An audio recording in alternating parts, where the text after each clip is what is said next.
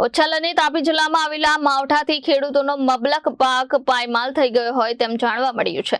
ખેડૂતની મહેનત રંગ લાવી હતી ત્યાં અણધાર્યા વરસાદે ભંગ કર્યો હોય તેવી માહિતી પ્રાપ્ત થઈ છે. ખેડૂતોએ વાવેલા પાકને કાપવાની તૈયારી કરી લીધી હતી અને કેટલાક ખેડૂતોએ પાકેલા પાકને કાપણીની શરૂઆત કરી દીધી હતી, પણ આ કમોસમી વરસાદે માજા મૂકતા ખેડૂતની ચિંતામાં વધારો થયો હતો. મોટાભાગના તાપી જિલ્લાના ખેડૂતોનો ઉભો પાક પડી ગયો છે, જે સમય જતા ઉગી નીકળશેનો ભય સતાવી રહ્યો છે. ત્યારે પાકેલા પાકની કાપણીની શરૂઆત કરી ચૂક્યા છે તેવા ખેડૂતોમાં ચિંતા જરશોરથી કોરી ખાય છે, કારણ કે કાપેલા પાકમાંથી ઘાસચારો પણ બગડવાની ભીતિ સેવાઈ રહી છે. સાથે સાથે કાપેલા પાક પણ ઉગી નીકળવાની પૂરેપૂરી સંભાવના વધી જાય છે.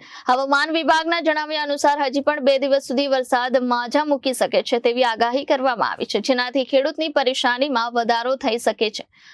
તાપી જિલ્લાના છેવાડાના વિસ્તારો મોટાભાગના વિસ્થાપિત થયેલો વિસ્તાર છે અને આ વિસ્થાપિત વિસ્તારના ખેડૂતો જણાવે છે કે અમારો મુખ્ય વ્યવસાય ખેતી, ખેતમજૂરી અને પશુપાલન છે, જે ખેડૂતોની મહેનતની તમામ પ્રયાસો કુદરત સામે નિષ્ફળ અને લાચાર છે. જેથી સરકાર રહેમ રાખે, ખેત ઉપજમાં થયેલા નુકસાનનું સર્વે કરી ખેડૂતને સહાય પૂરી પાડવામાં આવે તેવી પ્રબળ માંગ ખેડૂતો કરી રહ્યા છે. Bureau report, Janadesh news, Tapi.